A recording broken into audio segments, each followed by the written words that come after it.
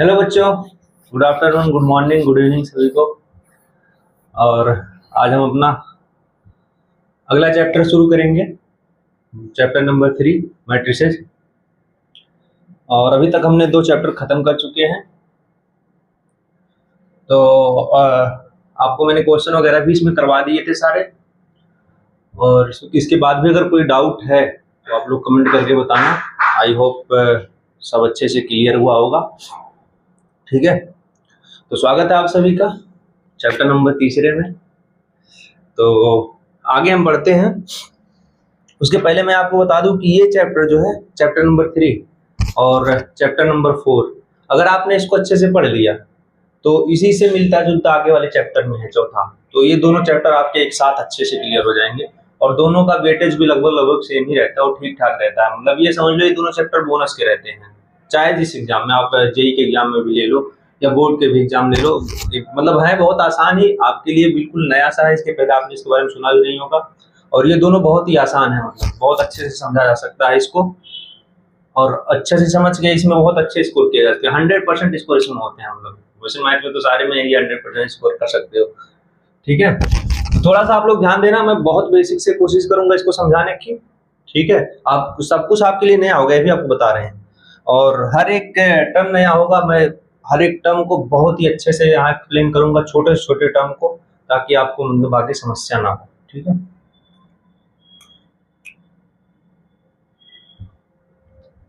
Chapter का नाम हमारा है मैट्रिसेस। तो हमारे दिमाग में आता है कि होता क्या है, मैट्रिसेस है क्या, मतलब क्या है मैट्रिसेस। तो आप इसको मान लो लैंग्वेज ऑफ लीनियर अलजेब्रा। ठीक है, आपको अगर 2 इक्वेशन दिया जाता है, जैसे ये 2 इक्वेशन है, आपको ये दोनों 2 इक्वेशन दिए गए हैं। इस 2 इक्वेशन को आप इजीली सॉल्व कर सकते हो। अभी इजीली इसको सॉल्व कर सकते हो। ठीक है,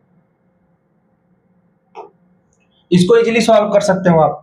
कितना लगेगा, 1 मिनट बहुत लगेगा। 20 से 30 सेकंड ऐसे डायरेक्टली भी आप बता सकते हो। इसको ऐड कर दो, कट पिट गया। लेकिन अगर इससे ज्यादा इक्वेशन आपको मिल गया, इससे ज्यादा इक्वेशन अगर आपको मिल गया, जैसे 10 इक्वेशन, 20 इक्वेशन, बहुत सारे हैं, तो उसको कैसे सॉल्व करोगे। ठीक है, तो उसको एक मेथड है मैट्रिसेस, जिसके थ्रू आप उसको मतलब सॉल्व कर सकते हो। और आप देखो कंप्यूटर जो आप है उसमें आप टाइप करते हो, बहुत सारे इक्वेशन है, बहुत सारे वो मतलब इक्वेशंस हो गए और भी हो गए, कैलकुलेशन हो गया, तो आपको फटाक से आंसर कैसे दे देता है। उसमें भी इसी मैट्रिसेस मेथड ही मतलब होता है, जिससे ये बहुत जल्दी जो आपको दे देता है आंसर। तो वही हम देखते हैं आगे। जैसे ये है, एज है, ये सैलरी है। अभी मैं आपको बेसिक दिखा रहा हूं कि मैट्रिसेस आखिर होता क्या है, इसकी क्या जरूरत पड़ी। सैलरी है, ये एक्सपीरियंस हो गया, मतलब एज 25 है, नाम भी होगा कुछ मान लो, उसकी सैलरी इतना है, 3 साल का एक्सपीरियंस है। 30 है एज किसी की, 62,000 सैलरी है, 8 साल का एक्सपीरियंस है। ये समथिंग लाइक दिस। अब इसमें अगर आप ये डाटा कंप्यूटर को दोगे आप ये डाटा, तो ये ऊपर वाला ये हटा के ये आपका बना दिया मैट्रिसेस। मैट्रिसेस, ये लाइन हो गई आपकी एज, ये लाइन हो गई आपकी सैलरी, ये लाइन हो गई एक्सपीरियंस। ठीक है, अभी आपका मैट्रिसेस बन गया। अब इसको और कुछ भी डाटा दोगे मैट्रिसेस बना के रख लेगा। इसको ये पता है, कंप्यूटर को पता है कि आपका एज है, ये सैलरी है, ये एक्सपीरियंस है, उसके हिसाब से अपना वो लिख लिया। अब इसको आप कुछ और डाटा दोगे, वो रखा रहेगा। उसके बाद आप कुछ क्वेश्चन पूछोगे या कुछ आंसर इसे जानना चाहोगे, तो फटाक से इसको एनालाइज करके फटाक से दे देगा। और जबकि इस फॉर्म में रखना उसके लिए थोड़ा सा डिफिकल्ट था, इसमें देखिए एक जगह आ गया सारा सेट। ठीक है, तो ये आपका मैट्रिक्स ये बन गया, मैट्रिक्स बन गया ये। यहां पे देखो,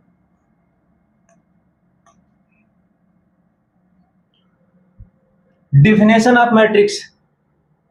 मैट्रिक्स का डिफिनेशन हम देखते हैं। A matrix is a rectangular arrangement of numbers, variable are a algebraic expressions arranged in a row and column and enclosed within a brackets.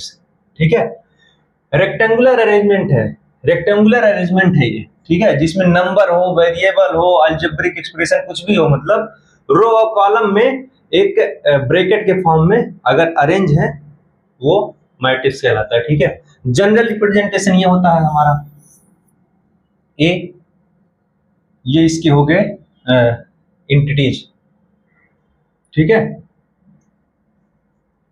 और a matrix must be enclose in brackets, a matrix must be enclose in brackets. इसका मतलब है हुआ कि ये जो वाला हिस्सा इसकी बात कर रहा है, ये data must be enclose in bracket. कौन सी ब्रैकेट होनी चाहिए? स्क्वायर ब्रैकेट,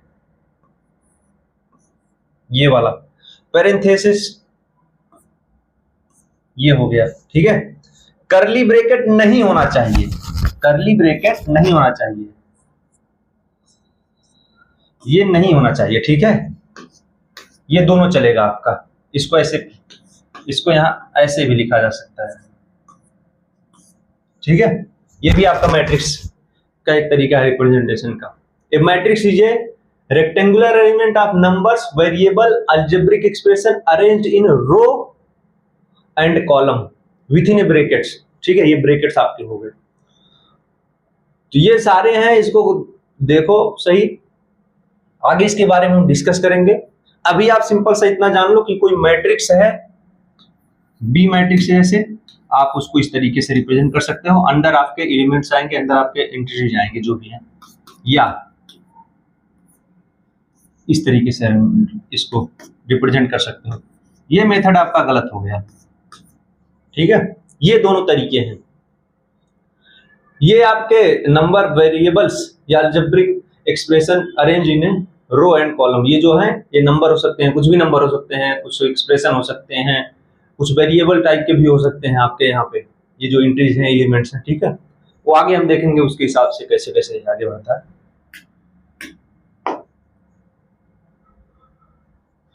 अच्छा, मैट्रिक्स नोटेशन, उसको भी देख लेते हैं। जैसे ही हमारा मैट्रिक्स है, ठीक है, या पीछे वाला ही जो भी आप मान लो है, ठीक है। इसमें जो ये पहला लेटर है, ये नेम ऑफ मैट्रिक्स है,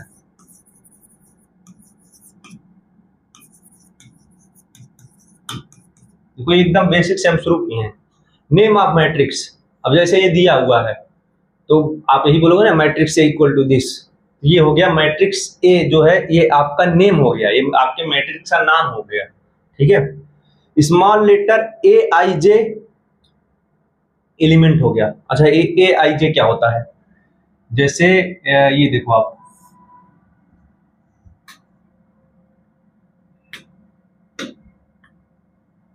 आगे है क्या इसमें कुछ? जैसे ये हो गया, ये आपका रो हो गया, ऐसे तो होता है, ये रो होता है ऐसे ऐसे, रो 1 हो गया, रो 1 हो गया, रो 2 हो गया, रो 3 हो गया, ठीक है। ये जो हो गया आपका,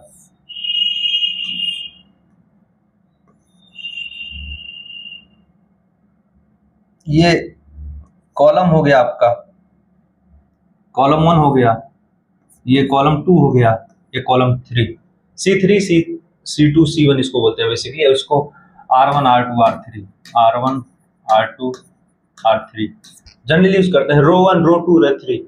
ये देखो, ये रो ए है, रो ये है, ठीक है, और ये कॉलम हो गया आपका। वर्टिकल जो होता है वो कॉलम होता है, ए बी सी और एक्स वाई जेड। जैसे ये एग्जांपल है, इसमें कितने रो हैं? इसमें कितने रो हैं आप देखोगे, एक रो ये है और एक रो ये है, ठीक है। इसका मतलब 2 रो हो गए, ठीक है। और कॉलम कितने हैं? एक कॉलम ये है, एक कॉलम ये है, एक कॉलम ये है। कॉलम कितने हो गए आपके? 3 कॉलम हो गए, ठीक है ना। ये रो और कॉलम का कॉन्सेप्ट समझ में आ गया होगा आई होप। अब देखो, ये जो लिखा हुआ small letter a i j equal, ये एलिमेंट रिप्रेजेंट करता है। ए आई जे क्या होता है? ए आई जे क्या होता है? पहले नंबर ए जो है ये एलिमेंट रिप्रेजेंट करता है, ये जो अंदर के हैं इसको हम ए बोलते हैं। अब आई ओ जे लिखा हुआ है, आई ओ जे लिखा हुआ है, आई जे का मतलब ये एक रिप्रेजेंटेशन, एक तरीका होता है। इसका मतलब आई, हमें आई रो का, रो नंबर आई में हमें जे नंबर का एलिमेंट चाहिए, जे नंबर का एलिमेंट चाहिए, ठीक है, ए आई जे। यहां पे जो ये आई है ये आपका रो रिप्रेजेंट करता है। अगर कोई भी एलिमेंट आपको लिखा गया है जैसे ये, पहले ये देखो, और जो जे जो है ये आपको कॉलम बताता है, ये बता रहा है कि हमें वो एलिमेंट की वैल्यू चाहिए, वो ए की वैल्यू चाहिए जो आई रो में हो और जे कॉलम में हो, आई रो में हो और जे कॉलम में हो। आप देखोगे तो ऐसा एक ही एलिमेंट आपको मिलेगा। अब जैसे एग्जांपल के लिए आप ले लो A23, A23 ये क्या कह रहा है कि आपको सेकंड रो में जाना है, आपको सेकंड रो में जाना है। ध्यान ये देना है कि पहला जो लेटर होता है, पहला लेटर वो रो बताता है, पहला लेटर रो बताता है, दूसरा लेटर आपको कॉलम बताता है, दूसरा लेटर कॉलम बताता है, पहला लेटर रो बताता है, ठीक है। इस चीज का ध्यान देना है कि ये कह रहा है कि हमें दूसरे रो में जाना है। चलो ठीक है, हम दूसरे रो में चलते हैं। पहला रो हमारा ये हो गया, दूसरा रो हमारा ये हो गया, मतलब हमें इस रो में रहना है। हमारी वैल्यू जो होगी ए की वो 4 होगी या 6 होगी या 9 होगी, ठीक है। 3 वैल्यू पॉसिबल आ गई, 2 तो रिजेक्ट हो गए, रो 1 रो 3। अब ये क्या कह रहा है, तीसरे कॉलम में जाना है, तीसरे कॉलम में जाना है। कॉलम 1 हमारा ये है, कॉलम 2 ये है, कॉलम 3 ये है, तीसरा कॉलम हमारा ये हो गया, ठीक है। अब इसमें कह रहा है कि रो 2 में ही रहना है, तो रो 2 में और तीसरा कॉलम ये हो गया आपकी वैल्यू, ठीक है। इसका मतलब आप समझ गए होंगे शायद। अब ए आई जे का मतलब आई रो में जे कॉलम में, आपको घूमना है आई में और जे में। आई रो हो गया और ये हो गया जे कॉलम। कैसे एक्स वाई जेड का कोऑर्डिनेट होता है कि आप एक्स एक्सिस पे इतना जाओ, जे और वाई एक्सिस पे इतना जाओ, 3,3 यहां पहुंच गए। वैसे ये भी, इसको भी समझ सकते हो, आई और जे है, आई आपका रो नंबर हो गया, जे आपका कॉलम नंबर बताता है, ठीक है। यहां पे आपको अब एक एग्जांपल और लेते हैं, क्या लोगे, चलो A31 ले सकते हैं। 31 क्या कह रहा है, ये आपका रो हो गया पहला, ये आपका कॉलम हो गया, ठीक है। आपको तीसरे रो में जाना है। तीसरा रो कौन सा है, पहला, दूसरा, तीसरा, तीसरा रो यहाँ पे ये है, ठीक है। और कॉलम कौन सा है, कॉलम पहला है, पहला कॉलम यही है, इसका मतलब ये हो गया। यहां देख लेते हैं, यहां 2 रो है और 3 कॉलम है, ठीक है। 2 रो है और 3 कॉलम है। अब मान लो यहाँ पे आपको A31 पहली नंबर यहां निकलेगा कि नहीं, पहले इसको हम डिस्कस करते हैं। ये क्या कह रहा है, A31 की वैल्यू ये पूछ रहा है, तो मुझे लग रहा है ये गलत पूछ रहा है। क्यों पूछ रहा है गलत, क्योंकि ये तीसरे रो में कह रहा है जाने के लिए, तीसरे रो में कह रहा है जाने के लिए। यहां हमारा 2 ही रो है, ठीक है, तो ये तो गलत हो गया, ये एग्जिस्ट नहीं करता है, मतलब ये अबसर्ड क्वेश्चन हो गया एक तरीके से। अब आपको मान लो A22 पूछा कोई, यानी दूसरे रो में जाना है, दूसरे कॉलम में भी जाना है। दूसरा रो हमारा ये है और दूसरा कॉलम हमारा ये है, तो इसकी वैल्यू हो जाएगी आपकी y, ठीक है। इसको आगे भी और प्रैक्टिस हम करेंगे, इसी पे हम क्वेश्चन भी करते होंगे सारे, तो इसमें आगे हम बढ़ते हैं।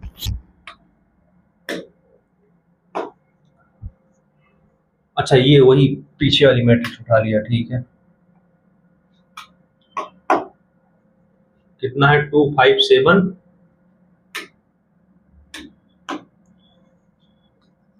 2 5 7 4 6 9 और कितना है 183, ओके।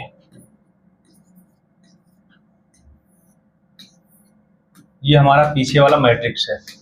मैट्रिक्स का नेम आपका ए है, ठीक है, अभी तक हमने जो पढ़ा है। और ये आपके एलिमेंट हो गए। ये आपका, इसको देखो इस फॉर्म में भी लिख सकते हो, ये पोजीशन कौन सी है, पहले आप अच्छा ऐसे लिख, इसको पहले हम लोग सॉल्व कर लेते हैं। इसको आपको A11 चाहिए, A11 मतलब रो 1 में और कॉलम 1 में। अभी हम अभी के लिए लिख लेते हैं, लेकिन वो आपको सीधे एकदम आगे समझ, मतलब डायरेक्ट आप भी करोगे। C3 हो गया आपका ये, और ये हो गया R3, R1 हो गया, ये हो गया R2।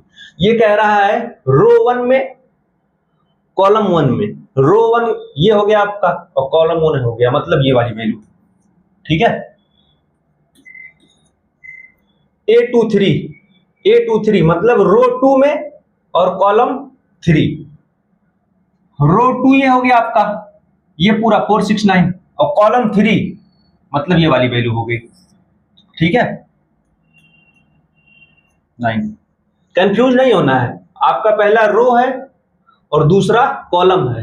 पहला रो किस में कह रहा हमें जाने के लिए, रो नंबर 2 में, रो नंबर 2 में हम गए इसमें। अब कॉलम कौन सा बता रहा है, 3 में। आप ऐसे मान लो ना, इस पे हम एक्स एक्सिस पे गए, अब कह रहा है वाई एक्सिस पे इतना जाओ, वाई एक्सिस पे जाओगे फिर वाई की वैल्यू देखोगे, तो वाई एक्सिस हमारा यहाँ पे यार कॉलम जो है 3 है, तो तीसरे स्थान पे कॉलम तो पहला ये है, दूसरा तीसरा इसमें ये 9 नंबर आ रहा है, ठीक है। कॉलम नंबर 3 में रो नंबर 2 में एक ही वैल्यू आएगी। अगर आप दो ले लिए, जैसे एक्स वाई अगर दोनों कोऑर्डिनेट बता दिया गया, एक्स अगर कोई कह रहा है कि एक्स एक्सिस पे जाओ x इक्वल टू 5 पे, तो 5 तो फिर बहुत सारा हो जाएगा y में, जैसे हो गया x इक्वल टू 5, तो इस लाइन पे x इक्वल टू 5 तो बहुत सारा हो गया ना, हर जगह x इक्वल टू 5 है। अगर y फिक्स कर दिया गया, y इक्वल टू अगर 4 बोल दिया गया, y इक्वल टू 4 बोल दिया गया तो यहाँ आ जाएगा, यही होता है ना 5,4, तो ये फिक्स हो गया एक पॉइंट। उसी तरीके से भी है। अब जैसे यहाँ पे रो नंबर 2 में बोला है, रो नंबर में 3 एलिमेंट है इस मैट्रिक्स में, रो नंबर 3 में रो नंबर 2 में 3 एलिमेंट है 4, 6, 9। अब वो जब कॉलम बताएगा तब आपको सिंगल एलिमेंट मिलेगा, जब वो कॉलम बताया सिंगल एलिमेंट मिलेगा। कॉलम उसने 3 बोला तो आपको तीसरे कॉलम में एक एलिमेंट मिल गया 9। A31 मतलब रो 3 में कह रहा है वो, रो 3 कौन सा आपका ये है, और कॉलम नंबर कितना है 1 है, कॉलम नंबर ये हो गया आपका 1, ठीक है। इसका मतलब ये हो गया रो 3 कॉलम 1, रो 3 कॉलम 1, ठीक है। ये वैल्यू आपकी हो गई 1। A32 मतलब ये आपका रो हो गया, ये आपका कॉलम हो गया, ठीक है। रो आपका हो गया 3 रो में, रो नंबर 3 में और कॉलम नंबर 2 में, इसका मतलब ये वाली वैल्यू,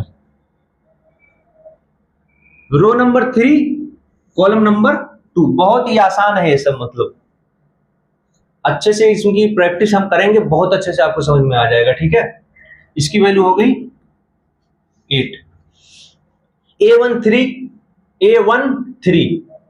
ये क्या कह रहा है, आपका रो कितना हो गया, ये कॉलम कितना हो गया, ये मतलब रो 1 में जाना है, इसमें ऊपर वाले में, ठीक है। रो 1 में जाना है और कॉलम नंबर कितना है 3 है, ये इसका मतलब ये वाली वैल्यू हो गई, ठीक है। अब इसकी हम जो बात कर रहे थे,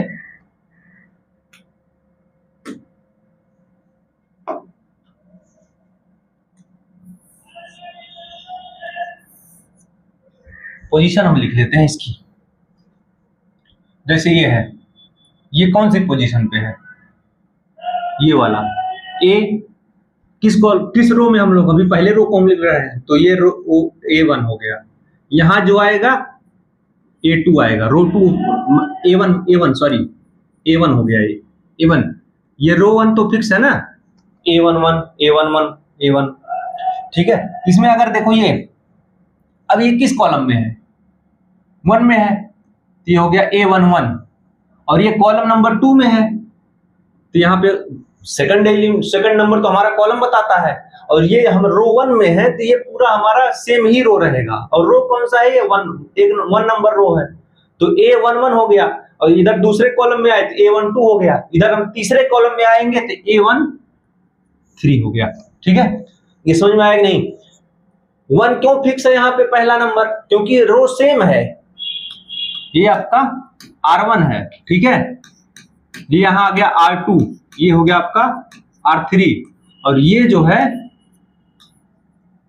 ये C1, C2 और C3 हो गया ये, ठीक है। इधर आएंगे हम, अब हम सेकंड रो में आ गए, मतलब A2 हो गया, यहां भी A2, क्योंकि रो तो सेम है ना, यहां भी A2। अब दूसरा नंबर हम डिसाइड करते हैं। दूसरा नंबर कैसे पता चलेगा, कौन से कॉलम में है, हम पहले कॉलम में है तो ये आपका हो गया A21। दूसरे कॉलम में गए तो A22 हो गया, तीसरे कॉलम में गए तो A23 हो गया। ठीक है, अब हम अगले रो में चलते हैं। यहां ये कौन से रो में आ गए हम, 3 में, A3 हो गया ये। ठीक है, ये भी A3, क्योंकि रो तो फिक्स है। ठीक है, ये आप अब इसमें दूसरा नंबर हम लिखते हैं, कौन से कॉलम में है हम, 1। ये कौन से कॉलम में है, सेकंड कॉलम में, A32 हो गया। ये कौन से कॉलम में है, 3 में, ये आपका A33 हो गया। वहां से आप डायरेक्ट वैल्यू देख लो, A11 की वैल्यू 2 हो गया, A23 की वैल्यू, A23 ये है, इसका मतलब ये हो गया 9, A31 इसका मतलब ये, इसका मतलब 1, A32 ये हो गया, इसके कॉरस्पॉन्डिंग ये वैल्यू है 8, A13 आपका ये हो गया, इसके कॉरस्पॉन्डिंग ये वैल्यू है 7। ठीक है, इस तरीके से ये होता है। आई होप समझ में आया होगा। अगर कुछ डाउट है तो भी कोई दिक्कत नहीं है, आगे इसमें आपको और अच्छे से समझ में आ जाएगा। ऑर्डर ऑफ मैट्रिक्स, मैं आपको क्या बोला था कि सारे टर्म यहां पे आपको नए मिलेंगे एकदम सॉरी। उसी तरीके से है ऑर्डर ऑफ मैट्रिक्स। मैट्रिक्स का ऑर्डर कैसे हम डिसाइड करते हैं, ऑर्डर होता क्या है, ऑर्डर होता क्या है, if a matrix contains m rows and n column, m row हो उसमें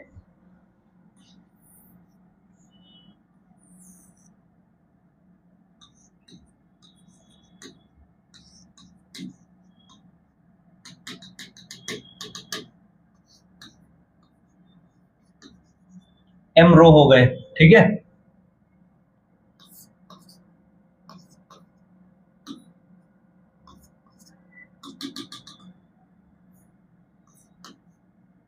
Cn,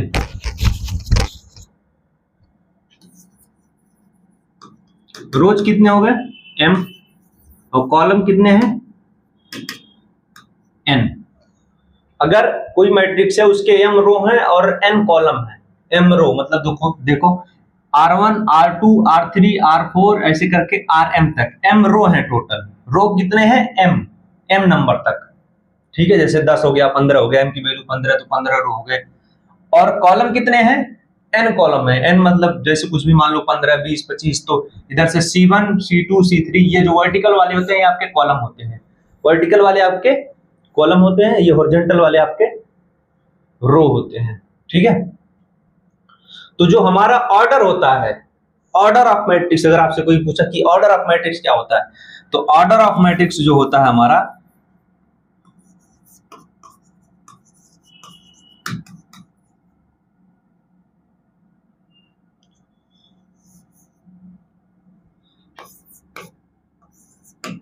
यहां पे ऑर्डर ऑफ मैट्रिक्स हो जाएगा आपका m क्रॉस n, ये टोटल नंबर ऑफ रो, ये टोटल नंबर ऑफ कॉलम। ठीक है, पहले रो रहेगा, इस चीज को ध्यान देना कि पहले रो रहेगा और दूसरा कॉलम। ठीक है, हमने इसको ऐसे याद कर लिया, जैसे फिजिक्स में आरसी सर्किट ऐसे मतलब पढ़ाया जाता है, तो आरसी ऐसे मतलब ध्यान में है, तो ये रहता है कि पहले रो है और दूसरा कॉलम है। और हमारा वो जो नोटेशन लिखा जाता है वो भी ऐसे ही लिखा जाता है, जैसे इसमें जो लिखा जाता है, ये वाला एलिमेंट क्या आएगा, पहले रो रहेगा उसके बाद कॉलम, ये लास्ट एलिमेंट है ना। इसमें देखो रो हमारा सेम रहेगा, रो नंबर कितना है m, यही वाला इसमें मान लो, और ये कॉलम कितना है 1 है, यहाँ आपका 1 1 हो गया। ठीक है, तो वहां भी पहले रो रहता है दूसरा कॉलम, तो ऑर्डर के केस में भी m क्रॉस n ही रहेगा, n क्रॉस m नहीं होगा, वो गलत हो जाएगा। ठीक है, अब जैसे ये वाला एग्जांपल है, ये मैट्रिक्स आपको दिया हुआ है, इसमें रो कितने हैं, R1 हो गया, ये R2 हो गया, ठीक है, दो रो हैं, दो हॉरिजॉन्टल लाइन आपको ड्रा करोगे, दो हॉरिजॉन्टल लाइन आएगी, देखो ऐसे करके देख लो, ठीक है।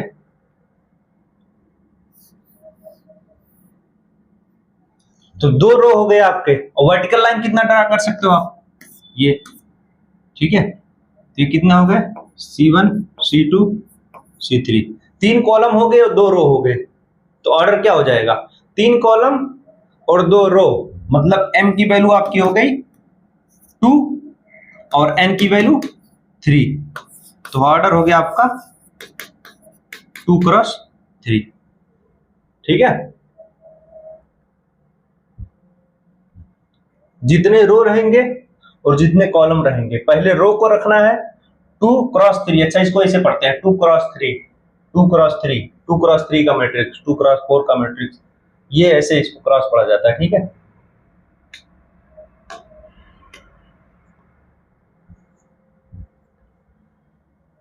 अब आओ इधर, आप एग्जाम्पल है, इसमें ऑर्डर निकालने हैं, ऑर्डर निकालने हैं, कितने रो हैं इसमें, R1 R2 R3, हमने बताया क्या था, ऑर्डर जो है हमारा रो इंटू कॉलम, मतलब number of row into total number of column, m cross n होता है, ठीक है। और कॉलम हमारा कितना है, एक ही लाइन है, कंफ्यूज होके ये मत कर देना आप कि ये कॉलम 3 हो गए, ये रो हो गया, कहते हैं ना रो वाइज बैठ जाओ ऐसे ऐसे, और कॉलम ये होता है सीधा, तो कॉलम आपका एक ही है यहाँ पे, ठीक है। तो इस केस में हमारा ये ऑर्डर कितना हो गया, रो कितना है 3 और कॉलम कितना है 1, तो इस केस में ये हो गया। इस केस में देखो रो कितना है 1, इस केस में देखो एक ही रो है, ये एक ही रो है, ये रो होता है आपका, और ये वाला हिस्सा जो होता है ये कॉलम होता है। कॉलम कितना है C1 C2 C3 C4, 4 आपके कॉलम हो गए और रो कितने हो गए 1, तो इसका ऑर्डर कितना हो गया 1:4, ठीक है। ये वाला जो मैट्रिक्स है इसमें कॉलम भी 1 है और रो भी 1 है, इसका ऑर्डर कितना हो गया 1 क्रॉस 1, ठीक है। इसमें केवल एक ही एलिमेंट है तो 1 क्रॉस 1 हो गया। इसके बारे में भी और आगे आएगा, एक टाइप है बस, इसमें तो और कुछ बताना नहीं है, सब हो गया। ध्यान ये देना आपको, ऑर्डर जो होता है रो क्रॉस कॉलम होता है, ठीक है।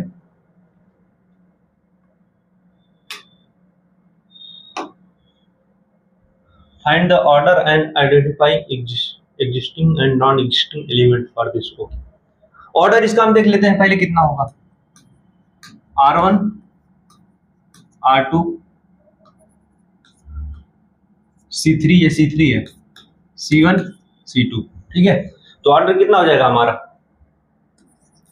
R क्रॉस C होता है, मतलब number of row into number of column, ये हमारा ऑर्डर हो गया इसका R cross C, R cross C, इसका मतलब 2 क्रॉस 3 का मैट्रिक्स हो गया हमारा, ठीक है।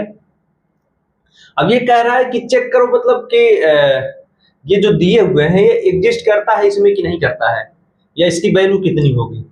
A12 ये हमारा रो होता है और ये जो होता है हमारा कॉलम होता है, मतलब हमें रो 1 में जाना है और कॉलम नंबर 2 में जाना है। ये रो 1 हो गया और कॉलम नंबर 2 ये हो गया। कॉलम नंबर 2 में 2 एलिमेंट है, लेकिन एक रो 1 में एक रो 2 में है, हमें कौन सा लेना है रो 1 वाला, रो 1 वाला लेना है कॉलम नंबर 2 में, तो इसका मतलब ये वाला हो गया। सेम इधर आ जाओ, रो 2 में जाना है आपको, मतलब इसमें ऊपर नहीं जाना है आपको, और कॉलम नंबर 3 में जाना है। अब रो 2 में आपको 3 एलिमेंट मिलेंगे, इधर 2 4 6, आपको कौन सा चाहिए? कॉलम नंबर 3 वाला। एक कॉलम नंबर 2 में है, एक कॉलम नंबर 3 में है, एक कॉलम 2 में है और एक कॉलम नंबर 3 में है। ठीक है, तो आपको कौन सा चाहिए?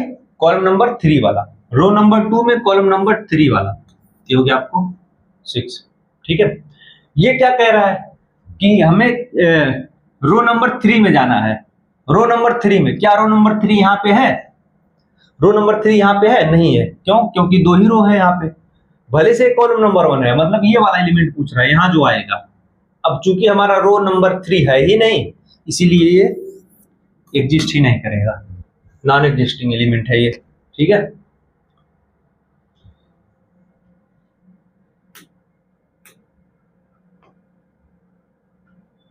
अच्छा एक चीज यहाँ पे और देख लो, ये ऑर्डर जो है हमारा रो इंटू कॉलम होता है। ठीक है, ये कॉलम इंटू रो नहीं होगा, ये गलत है। ठीक है, इस तरह आप लिखोगे तो गलत हो जाएगा, वो ऑर्डर ही उसका चेंज हो जाएगा। आप ऐसे देख लो, अगर ये 2 क्रॉस 3 आपने इसको उल्टा लिख दिया तो 3 क्रॉस 2, ये तो पूरा ऑर्डर ही इसका डिस्टर्ब हो गया। 3 क्रॉस 2 का मैट्रिक्स ऐसे आएगा, इसमें 3 रो रहेगा, 2 कॉलम रहेगा, इस तरीके से A B C X Y Z। ये हो गया 3 क्रॉस 2 का मैट्रिक्स। ठीक है, क्यों? क्योंकि ये हो गया 3 रो आपके पास, R1 R2, ये हो गया R3 C1 C2। ठीक है, आगे बढ़ते हैं। Classification of matrix. Classification of matrix, ये मतलब कितने तरीके से होते हैं, कितने तरह के होते हैं। यहाँ आपको घबराना नहीं है, ये सब बहुत छोटे छोटे हैं, बहुत आराम से हम पढ़ेंगे।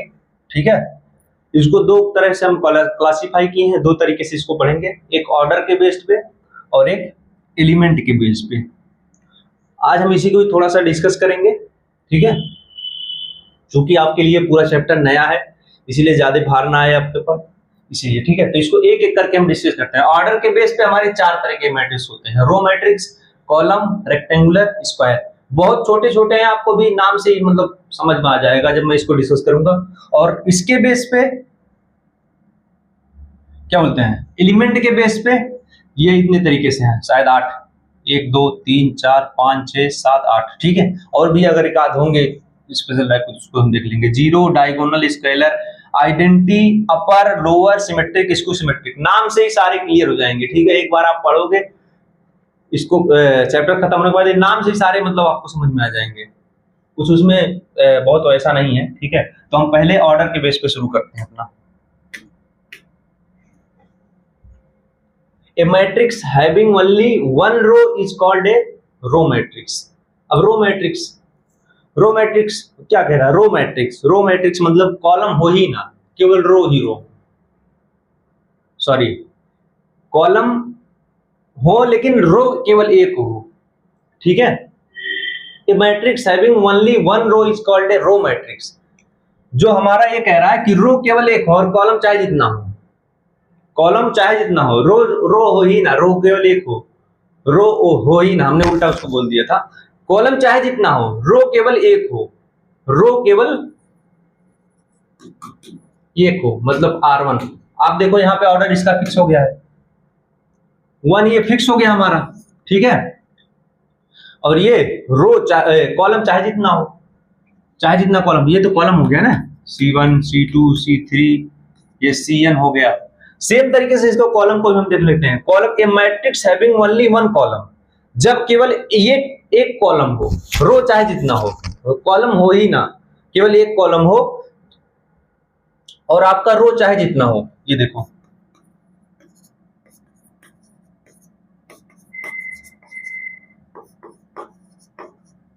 ठीक है, और ये आपका कॉलम एक ही है। रो मैट्रिक्स मतलब रो केवल एक हो और कॉलम मैट्रिक्स मतलब कॉलम केवल एक हो। ठीक है, देखो कितना आसान है, नाम से ही सारा क्लियर हो जा रहा है। रो मैट्रिक्स मतलब केवल एक रो, कॉलम मैट्रिक्स मतलब केवल एक कॉलम। ठीक है, इस केस में देखो यहाँ पे ये कॉलम फिक्स है, इसको ऑर्डर हो गया n क्रॉस 1। अब ये कॉलम जितने रो जितने होंगे इसमें, जैसे अगर मान लो 10 रो है तो ये इसका हो जाएगा 10 क्रॉस 1 ऑर्डर। इस केस में अगर मान लो 16 कॉलम है, ये 16 तक ये गया हुआ है, तो इस केस में आपका ऑर्डर हो जाएगा 1 क्रॉस 16। ठीक है, अगर ये 16 है, ये 16 है, तो ये ऑर्डर हो जाएगा 1 क्रॉस 16। इस तरीके से ये है, रो हो गया, ये कॉलम मैट्रिक्स हो गया। ठीक है, रो मैट्रिक्स रहेगा तो आपको हॉरिजॉन्टल लाइन मिलेगा, पूरा एक हॉरिजॉन्टल लाइन में रहेगा। कॉलम मैट्रिक्स रहेगा तो आपको एक वर्टिकल लाइन में पूरे एलिमेंट रहेंगे, ये देखो आप। ठीक है, ये दो छोटे छोटे से थे। Rectangular matrix, rectangular matrix if number of row not equal to number of columns, then it is called a rectangular matrix। और सेम स्क्वायर का भी हम देख लेते हैं। A matrix having equal number of row and column is called square matrix। ठीक है, अगर रो और कॉलम इक्वल हो गए,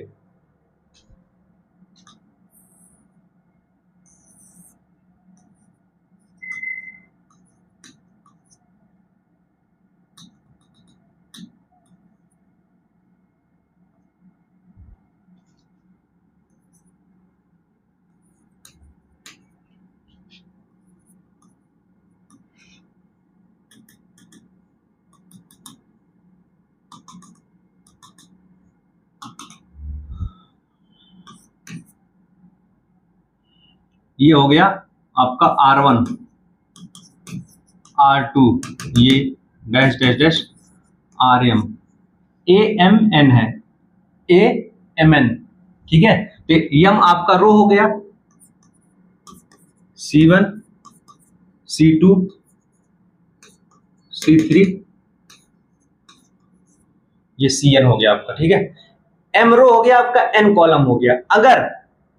अगर M और N बराबर हो गए,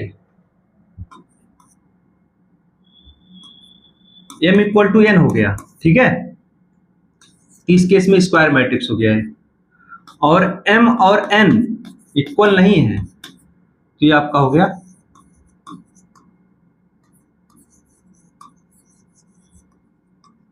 रेक्टेंगुलर मैट्रिक्स। इसमें देखो ये कैसे होता है, अगर M और N बराबर है, M और N बराबर है, मतलब A B C D E F G H हो गया आपका I। ठीक है, इसको भी इस्तेमाल ही कर लो I। ये देखो क्या स्क्वायर बन रहा है पूरा, ये लेंथ ये लेंथ ये लेंथ सारे सेम है। इस तरीके से भी आप देख सकते हो, ये स्क्वायर बन रहा है। और अगर ये होता A B C D E F, ये स्क्वायर बन रहा है? नहीं बन रहा है स्क्वायर, ये क्या बन रहा है? रेक्टेंगल बन रहा है। ठीक है, तो ये आपका रेक्टेंगुलर मैट्रिक्स हो गया। ऐसे भी होता तो भी A B C D E F, किसी साइड से स्क्वायर नहीं बन रहा है। ठीक है, ये आपका रेक्टेंगुलर मैट्रिक्स हो गया। रेक्टेंगुलर मैट्रिक्स कब होगा? जब रो और कॉलम बराबर नहीं होंगे, रो और कॉलम बराबर नहीं होंगे। ठीक है, और स्क्वायर मैट्रिक्स कब होगा? जब वो रो और कॉलम बराबर होंगे, मतलब दोनों साइड बराबर, चारों साइड बराबर है तो आपका वो हो गया रो मैट्रिक्स, और नहीं बराबर है चारों साइड तो आपका हो गया कॉलम मैट्रिक्स। ठीक है, यही तो हम पढ़ते थे, रेक्टेंगल में आमने सामने की साइड बराबर होती हैं तो वो रेक्टेंगल हो जाता है। अगर चारों साइड बराबर है स्क्वायर हो जाता है। इसमें देखो चारों साइड बराबर है, हर साइड से आपको 3 एलिमेंट दिखेंगे। ठीक है, अब ये जनरल ऑर्डर जो होता है रेक्टेंगुलर मैट्रिक्स का, रो और कॉलम आपके बराबर नहीं होते हैं तो 2 क्रॉस 3 3 क्रॉस 2 ये दोनों बराबर नहीं होते हैं। आर, ये R क्रॉस C होता है ना, तो ये दोनों बराबर नहीं होते हैं। ये अगर दोनों बराबर हो गए, ठीक है, तो आपका वो स्क्वायर मैट्रिक्स हो जाएगा। ये देखो 2 क्रॉस 3 3 क्रॉस 2 4 क्रॉस 5 6 क्रॉस 1, ये आपके रेक्टेंगुलर मैट्रिक्स के एग्जांपल है। 6 क्रॉस 1 वाला कैसे लिखोगे आप? A1 A2 A3 A4 A5 A6, ये हो गया 6 क्रॉस 1। ये आपके हो गए ना 6 रो, 6 रो हो गए, ये एक कॉलम हो गया, ठीक है। इंपॉर्टेंट सबसे ज्यादा ये है स्क्वायर मैट्रिक्स। अगला चैप्टर पूरा उसके कंडीशन ही है डिटरमिनेंट के लिए कि स्क्वायर मैट्रिक्स होना चाहिए, तो यही पूरा अगले चैप्टर में चल जाएगा स्क्वायर मैट्रिक्स। इसका जनरल ऑर्डर ये होता है n क्रॉस n, रो और कॉलम सेम होते हैं, मतलब ये वाले नंबर सेम होंगे। 3 क्रॉस 3 का मैट्रिक्स तो 3 क्रॉस 3 हो जाएगा, 9 क्रॉस 9, 10 क्रॉस 10, ये स्क्वायर मैट्रिक्स का एग्जांपल होता है, आपका ऑर्डर होता है। Square matrix is the most important matrix in the entire chapter, ठीक है, ये ध्यान देना है कि यही आगे हमारे में आएगा। डिटरमिनेंट वाला जो चैप्टर हमारा चौथा है, वो स्क्वायर मैट्रिक्स की केस होती है ना, कि स्क्वायर मैट्रिक्स रहेगा तभी वो डिटरमिनेंट उसका निकल पाएगा, ठीक है, इस तरीके से मतलब उसकी केसेस होते हैं, तो वो ये होना जरूरी है स्क्वायर मैट्रिक्स उसके लिए। Because only square matrix can have diagonal, अभी हम उसमें जो उधर आया था दूसरी टाइप का एलिमेंट के बेस पे, वो भी तभी डायगोनल तभी निकलेगा। डिटरमिनेंट ये अगला चैप्टर है, तभी उसका डिटरमिनेंट निकलेगा। इनवर्स तभी निकलेगा, आइगन वैल्यू ये हायर मैथमेटिक्स में आता है, बीटेक वगैरह में आइगन वैल्यूज भी तभी निकलेगा जब वो स्क्वायर मैट्रिक्स होगा, इसीलिए थोड़ा सा इंपॉर्टेंट है। इसमें ध्यान देने वाली बात यही है कि रो और कॉलम बराबर होने चाहिए स्क्वायर मैट्रिक्स के लिए केस में, ठीक है।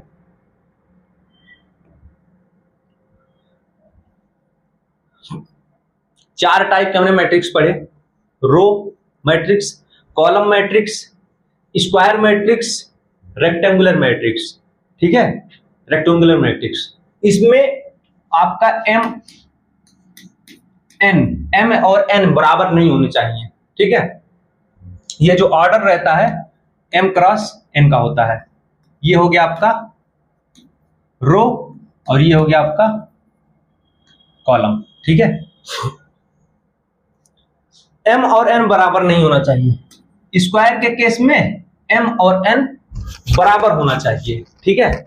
और रो मैट्रिक्स के केस में, रो मैट्रिक्स के केस में रो की वैल्यू 1 होनी चाहिए, मतलब m की वैल्यू 1 और ये इसकी वैल्यू, कॉलम की वैल्यू n, कुछ भी हो सकता है, ठीक है। और कॉलम के केस में कॉलम 1 होना चाहिए, ठीक है। यही तो हमने यहां पढ़ा था पीछे, इधर देखो आप, रो मैट्रिक्स 1 क्रॉस n, रो 1 होना चाहिए, कॉलम 1 होना चाहिए। कॉलम के केस में कॉलम 1 होना चाहिए और रो मैट्रिक्स के केस में रो 1 होना चाहिए, ठीक है।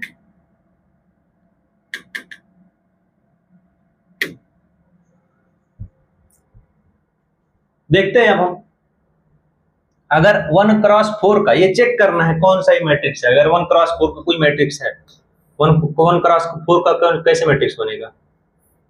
एक रो है A1, सॉरी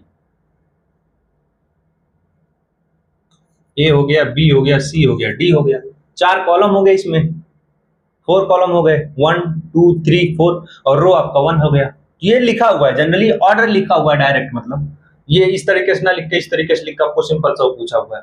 तो ये क्या है, रो मैट्रिक्स है 1 क्रॉस 4 का, इस तरीके का रहेगा तो रो मैट्रिक्स है, मतलब सिंगल रो रहेगा तो आपका रो मैट्रिक्स है। तो यहाँ सिंगल रो है तो ये आपका रो मैट्रिक्स हो गया, ठीक है।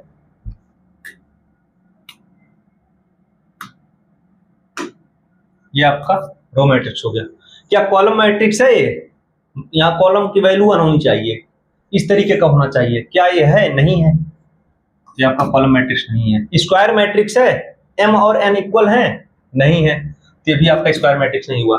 क्या ये रेक्टेंगुलर मैट्रिक्स है? m और n इक्वल नहीं होने चाहिए, इस केस में नहीं इक्वल है, 1 और 4 है, ठीक है। अगले पर हम चलते हैं, रो की वैल्यू 4 है तो क्या ये रो मैट्रिक्स होगा? नहीं होगा, क्योंकि रो के लिए हमें रो के नंबर ऑफ रो की वैल्यू 1 होनी चाहिए, तो आपका रो मैट्रिक्स नहीं हुआ। कॉलम यहाँ पे 1 है, कॉलम 1 है, तो आपका कॉलम मैट्रिक्स हो गया। स्क्वायर मैट्रिक्स नहीं होगा, क्यों? क्योंकि यहाँ m और n इक्वल नहीं है, m की वैल्यू यहाँ 4 है और n की वैल्यू 1 है, ठीक है। ये आपके स्क्वायर मैट्रिक्स भी नहीं होगा। रेक्टेंगुलर मैट्रिक्स ही होगा, क्यों? क्योंकि m और n इक्वल नहीं है, ठीक है।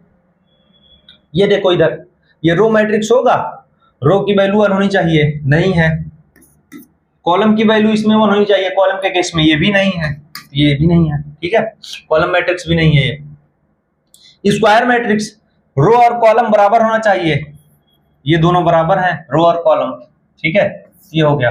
रेक्टेंगुलर नहीं होगा क्योंकि रो और कॉलम बराबर है, ये इस तरीके से बनेगा, 3 एलिमेंट यहां होंगे, 3 यहां होंगे, 3 यहां होंगे, ठीक है। 1 क्रॉस 1, 1 क्रॉस 1 रो मैट्रिक्स होगा, ये एलिमेंट है, एक ही रो है, ठीक है। Column element, number of column कितने हैं, एक ही है, ठीक है, तो ये कॉलम भी होगा, यही एक ऐसा मैट्रिक्स है जो रो और कॉलम दोनों होता है, मतलब स्क्वायर भी ये होगा, ठीक है, और इसमें रेक्टेंगुलर नहीं होगा, रेक्टेंगुलर नहीं होगा, क्यों, क्योंकि ये 1 क्रॉस सॉरी आपके m और n इक्वल हो गए ना, m की वैल्यू 1 हो गई और n की वैल्यू भी 1 हो गई, तो आपका रेक्टेंगुलर मैट्रिक्स नहीं होगा, ठीक है। इसमें आगे बढ़ते हैं, ये आपका रो की वैल्यू 1 है, नहीं है, तो ये आपका नहीं होगा। कॉलम की वैल्यू 1 है, नहीं है, ये आपका कॉलम मैट्रिक्स भी नहीं होगा। स्क्वायर मैट्रिक्स नहीं होगा क्योंकि रो और कॉलम इक्वल नहीं है, तो ये नहीं होगा। रेक्टेंगुलर मैट्रिक्स होगा क्योंकि रो और कॉलम इक्वल नहीं है, ठीक है। तो इस टेबल को आप एक बार अच्छे से प्रैक्टिस करना, इसको देखना नहीं मतलब, और यहां से आपको ऑर्डर, रो, कॉलम, रेक्टेंगुलर, स्क्वायर सब अच्छे समझ में आ जाएगा, मतलब ये बहुत अच्छा मतलब एक मिल गया है टेबल ये, ठीक है। अच्छा, ये कुछ क्वेश्चन है, a matrix of order 1 cross 1,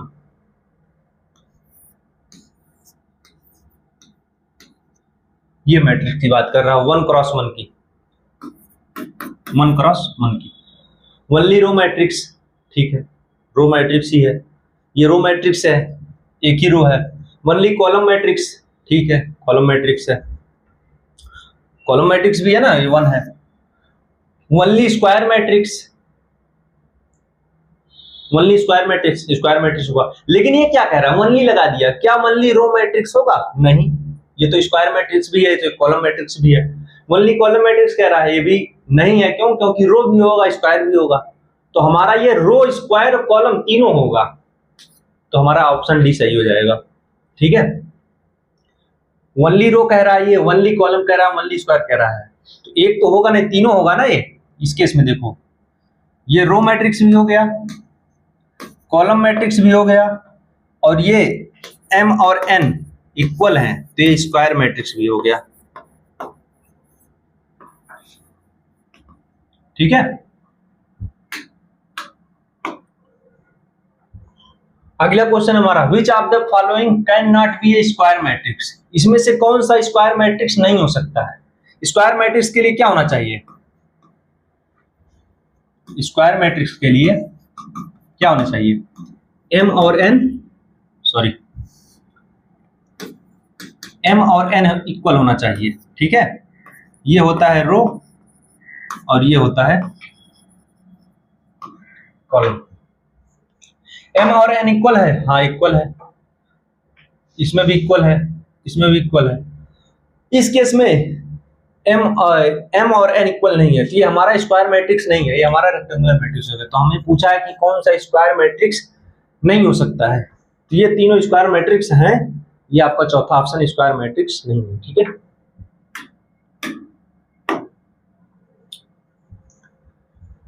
every square matrix is a, ठीक है, square matrix is a, square matrix बना लेते हैं, n क्रॉस n का ऑर्डर होगा, ठीक है।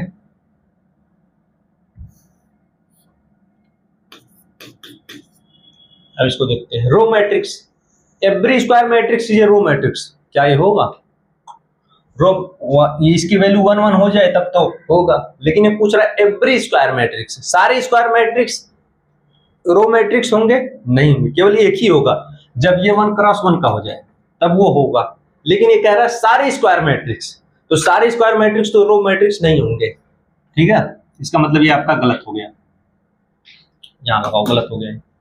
Column matrix, every square matrix is A column matrix, same case है। 1 क्रॉस 1 का होगा तभी वो कॉलम मैट्रिक्स होगा, अदरवाइज नहीं होगा। 2 क्रॉस 2 का हो गया, मान लो ये 2 क्रॉस 2 हो गया, तो क्या हो रहा है, और ये कह रहा है कि सारे square matrix, every square matrix is A column matrix, इस केस में नहीं होगा। 1 क्रॉस 1 का होगा तभी होगा, इसका मतलब ये ऑप्शन भी आपका रिजेक्ट हो गया। Rectangular matrix, every square matrix is a rectangular matrix, है ऐसा? नहीं है, तो होगा ही नहीं। अगर यहाँ पे m इक्वल टू n हो गया तो स्क्वायर मैट्रिक्स हो गया, और उसका सीधा अपोजिट केस बनता है m not equal to n, rectangular वाला, ठीक है। ये भी नहीं होगा, इसका मतलब हमारा नन ऑफ दीज ऑप्शन ही सही हो जाएगा, ऑप्शन नंबर डी, ठीक है।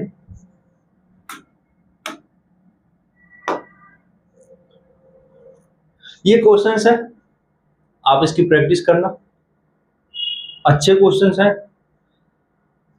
सारा आपका कवर हो जाएगा और आपका सारे बेसिक इसमें से क्लियर होते जाएंगे। ये अगले लेक्चर में जब मैं शुरू करूंगा तो इस सबको आपको करके जरूर आना है, क्योंकि तभी आपको ये पीछे वाला समझ में आएगा, तभी आपको आगे वाला समझ में आएगा अच्छे से। पीछे वाला अगर आपको समझ में आया रहेगा तभी आगे वाला समझ में आएगा। और हम कोशिश यही की है कि आपको यहीं पे मैं सारा समझा दूं। मैंने मतलब अपनी तरफ से उसमें सब कुछ डाल दिया है, बशर्ते आप प्रैक्टिस करके आना। 5-6 क्वेश्चन है, ये 3 रो हो गए और ये 4 कॉलम है, तो 3x4 का मैट्रिक्स है। ये आप क्वेश्चन सॉल्व मतलब इसकी प्रैक्टिस करके आना आप लोग।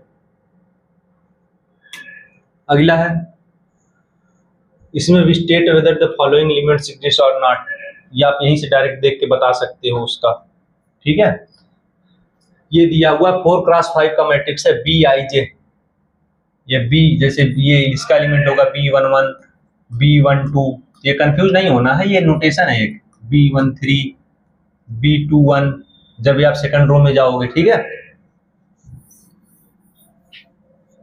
तो इसको भी आप देखना। Identify all possible type of the following matrix, ठीक है। ये आपको दिया हुआ है 1x1 का है, अब इसमें सारे तरह का देखना है कि या स्क्वायर होगा, कॉलम, रो, रेक्टेंगुलर, ये तो हमने पीछे देखा है। ये भी identify the each type of matrix, वही चारों जो भी आपको मैंने पढ़ाया है, ठीक है। रो, कॉलम, स्क्वायर, रेक्टेंगुलर, कौन कौन सा है देखना है। अभी आपको हमने यही पढ़ाया है तो यही देखना है बेसिक, ठीक है। ट्रू फॉल्स है, रीजन भी आपको बताने हैं इसमें, क्यों ट्रू है क्यों फॉल्स है। हाउ मेनी प्रॉपर्टीज डज इस मैट्रिक्स है, वही स्क्वायर जो भी हो मतलब, ठीक है। ये देख लेना आप लोग। Mention all applicable type of this matrix, वही सारे जो पीछे हमने देखे हैं। ये आंसर दिए हुए हैं, पहले आप उसको सॉल्व कर लेना तभी इसमें आना। इसमें आंसर हमने डिटेल में आपको दे दिए हैं ताकि ये आपको अच्छे से क्लियर रहे। ये देखो सारा मैंने यहाँ पे डिटेल दे दिया अच्छे से, ठीक है। तो आज के लेक्चर में हम रखते हैं इतना ही। अभी हमने आपको 4 मैट्रिक्स पढ़ाया है बेस्ड ऑन ऑर्डर के बेस पे, ठीक है। इसको आप पढ़ के आना, अच्छे से पढ़ के आना, और बाकी मिलते हैं अगले लेक्चर में। अगले टाइप जो हमारे हैं एलिमेंट के बेस पे, इसको आप पढ़ के आना ताकि इसमें कंफ्यूज ना हो, ठीक है। इसको लगा के आना, प्रैक्टिस करके आना, छोटे छोटे हैं, इससे आपके कॉन्सेप्ट क्लियर हो जाएंगे, ठीक है। मिलते हैं अगले लेक्चर में, तब तक के लिए सभी को टाटा बाय बाय।